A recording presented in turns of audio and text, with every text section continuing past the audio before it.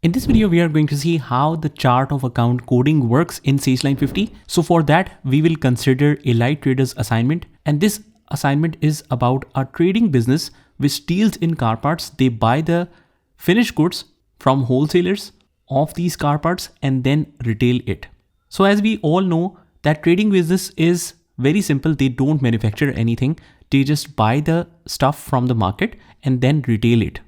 So we are considering the scenario that this company might be trading for many years, but now their business has expanded. So they are planning to shift on a computerized accounting software and they have chosen Sage for that. So what we have to do, we have to close the last financial year manually, where we will extract all the ledger's closing balances and then make them opening in the new financial year on Sage Line 50. So let's see how the complete procedure works. Now just to consider that if the client requests you to transfer the data that is 4 or 5 years back, just remember that you will follow the exact same method every single time. You cannot shift 4 or 5 years of back data into the software. What you will do is you will ask them to close the last financial year manually and extract the closing balances of each ledger so that we can put it as an opening balance and work on the software moving forward. So that's how the implementation system works.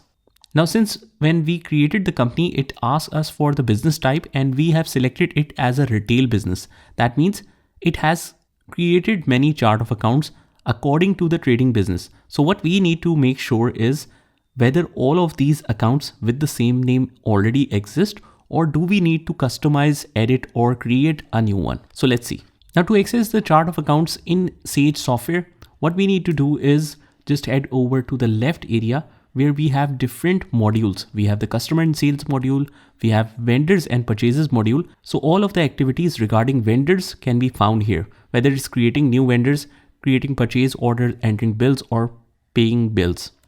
We also have a flow chart just to show you how the purchase cycle works. So it's very convenient for the new users or non-accountants. We have inventory and services where we can create all the inventory items and we can follow the complete cycle. But if we want to access the chart of accounts, we need to go to the banking area. Either we can access the chart of accounts from here, or otherwise on the top, we have the menu right here. So from the list, we have the chart of accounts option right here. So let's click here. And these are all the chart of accounts that is already created based on the nature of business that we have told at the starting that our business is regarding retail sales. So this means before creating any chart of account, we need to make sure whether it's already exists or not. When we go in here, we have the account ID, description, type, and running balance. So these are all the fields. But as we can see, there are a lot of chart of accounts. So either we have to follow a sequence of coding to easily identify in which area the chart of account should be, or what you can do is just use the search function right here and search by either account ID, description, or whatever. So first of all, if you want to identify the chart of accounts by account ID, there is a generic thumb rule which works for mostly all the softwares. You will see here some of the chart of accounts are starting from one sequence while the other is starting from two, and the numbering goes on. Now here is the chart of account coding that works in most of the softwares. In every software, you will notice that there are some chart of accounts starting from a specific starting number like 1. So these all are in one series. Then comes 2 series where we have a couple of accounts in the 2 series, but they mean something. What does this mean? Chart of accounts coding sequence. All the chart of accounts that are starting from 1 is for assets, 2 is for liabilities, 3 is for equity. That means all the chart of accounts starting from 3 number should be equity. Let's check that. As we can see here, this 3 contains owner's withdrawal, owner's contribution. So all are related to equity. 4 is for revenue. So we will notice here that 4 is for sales income, interest income, any kind of revenue is starting from 4 sequence. 5 is for cost of goods sold. 6 is for expenses. 7 or 8 is for other expenses. And 9 is for adjustment account. Now it doesn't mean that every single software follow the exact same sequence. They might be different a little bit, but most of the time, this is the generic sequence that most of the accounting softwares follow. Now our first account is debtors, which is account receivable. That is a current asset. So if we want to find it according to the coding sequence, we should find it in one sequence. So here it is, account receivable under the account ID of 1100. Now, otherwise, if we still have a lot of accounts as an asset and we still find it difficult to find one asset account, what we can do is either search for the account ID if you already know one, or otherwise we can find it with description as well. So let's say we only remember receivable and nothing else. Make sure the spelling is correct. And after that, just search for it. So let's just double click here. Now we just have to confirm whether all of these ledgers exist or not. We will then later on add the beginning balances or opening balances once we finalize and configure all the ledgers. So just close out of here. And if you want to clear the search, just clear it from here. The next one we have is creditors, which is accounts payable as well. So this is liability. We can find it under 2 category, and under 2000, we have the accounts payable right here. We can open this, view all the details of it. If we want to change any name or make any changes to the description, we can do it from here. And even we can change the accounting code and just close out of here. So like I said, the liabilities are all starting from 2 sequence. And by the way, guys, this document I'll attach with the link of this video so that you can memorize all of this chart of account coding sequence. That will make it very easier, not just to use the Sageline 50, but any other software as well. Next one we have is stock or inventory. Now again, inventory is an asset, so it should start with one coding. And here it is. On 1200, we have the inventory right here. If you want to zoom all of the chart of accounts just to see it clearly, what you can do is just hold the control key and then scroll your wheel of the mouse so that we can see all the account IDs and description clearly. Now the next one we have is building at cost, and the amount is 750,000 as a debit. This is a fixed asset account. Let's see how we can deal with this in Sage 50. So first of all, we need to check it in the account ID of 1 because all the 1 category starts for assets. We have the account type as cash, account receivable, inventory, and other types. But in the fixed asset category, we only find one, which is property and equipment.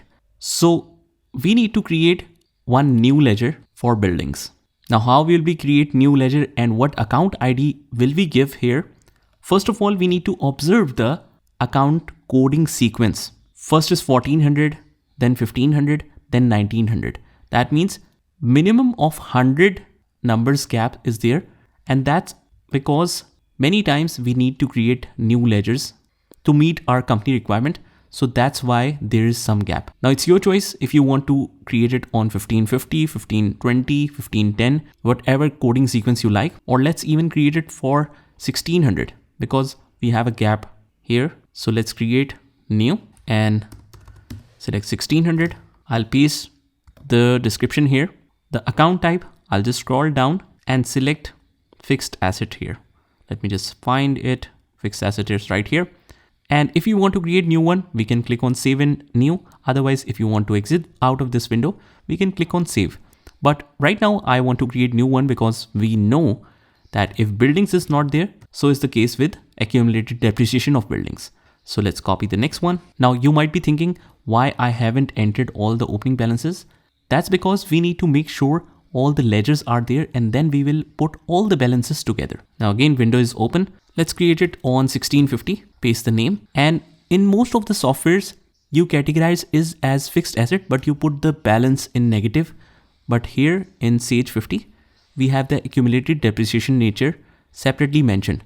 Basically, accumulated depreciation is contra asset, which is treated as an asset ledger, but it will reduce the overall asset by the depreciation charge each year or each month. Now, if you want to learn more about accumulated depreciation, how it is treated and what it is all about, you can find this document with the link of this video or resources section of this video. It's a complete short explanation of how it is treated in accounting software. So let's continue. Click on save, or let's click on save and new. Now the next one we have is motor vehicles. So let's check the fixed assets list, and we only have property and equipment. We don't have motor vehicles. So let's create a new one. This is the ones we have created, 1600 and 1650. Now, if you don't see the ledgers that you have just created, just click on the refresh icon right from the top. After that, let's create a new one. Let's create it on 1700. This is motor vehicle. Choose the nature as fixed asset. Here it is, and save and new. Next one is 1750. which is for accumulated depreciation of motor vehicles. Now the nature of this one is accumulated depreciation because it is a contra asset. Click on save and new. Next one we have is machinery. Let's create it on 1800. This one is machinery. Just copy and paste that. And let's select it as fixed asset, save and new.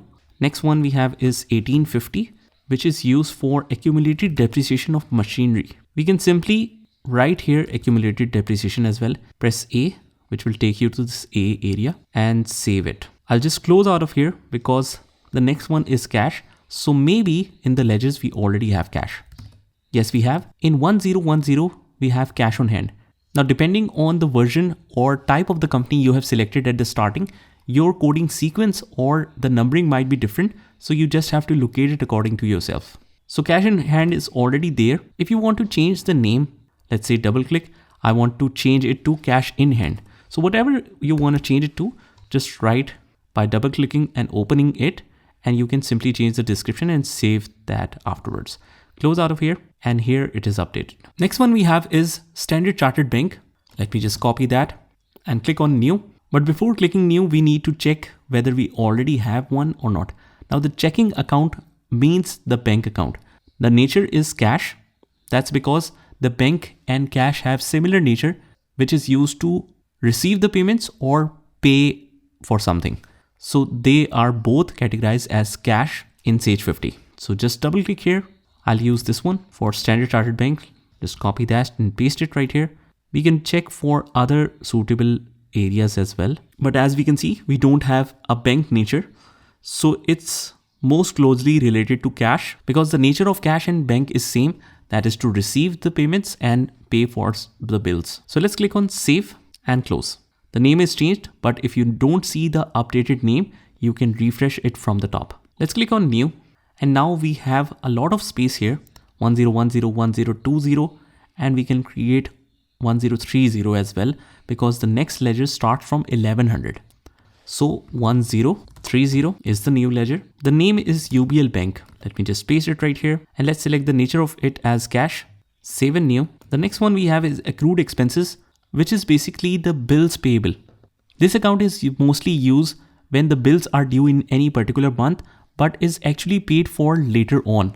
Let's say electricity bill, you pay the bill in February, but that is an expense of January. So it should be recorded in January. So you record electricity expenses, but it's still not paid yet. So you credit it as accrued expenses. If you want to learn more about accrued expenses, I have attached a document with the resources section of this video that you can check out. Here I have explained all the things with examples of accrued expenses. So basically accrued expenses is other current liabilities, you can say. So let's check for the liability category, which starts from 2 category or 2 coding sequence. Let's locate accrued expenses.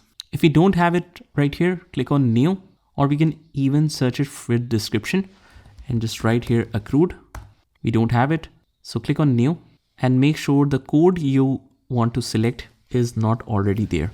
So we have 2310 till 2500, which is allocated for current liabilities or other current liabilities. So let's say we want to create it on 2550, which is just before the starting of the long-term liabilities. So let's create a new one. We will create it on 2550, which is used for accrued expenses. Now the nature of it, we will find one which is most closely related to the nature of asset, and this is other current liabilities. We don't have any suitable category other than that. So let's select this one and click on save and new, or you can save it and close it to check the new ones. And the final one is capital invested. Now this is not actually capital invested. This is net owner's equity. So basically, if you know the accounting equation, it's asset is equal to capital plus liability. So if we want to extract the capital, we need to do a simple math, which is asset minus liabilities equal to capital. So this is about net owner's equity. What we will do is just scroll down to find this particular area. 3 is for equity, right? So net owner's equity, I'll change this name, net owner's contribution, to this one. So just double click and copy and paste this name right here. And we will select equity gets closed. Now, since this capital account or net owner's equity account is according to the accounting equation, that means asset minus liabilities. So if we consider all the assets in here and all the liabilities should be minus, then the remaining balance should be equivalent to this one. So that means not only now, but in future as well, whenever asset minus liabilities occurs, it should be posted in equity.